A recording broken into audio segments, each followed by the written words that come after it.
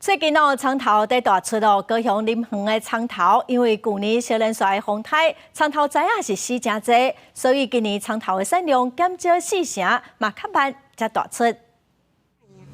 像这拢歹耶，歹耶，这拢歹耶，袂大。农民比着产地的苍头，带大家看今年的吸收状况。那大细粒差真济，其中大部分的苍头拢经过旧年小连续几落的风台，也别大粒拢已经烂伫咧田底。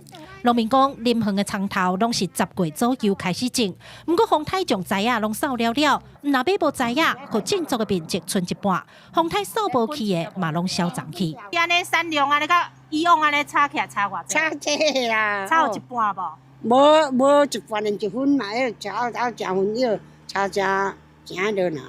你大概逐年安尼啊，3区加起来当收偌？我本来爱摘5区的，结果无摘啊，拢摘3区哪一阵？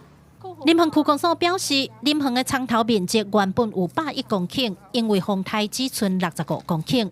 去年的产量有5500吨，预估今年可能剩3250吨左右，吸收将近4成。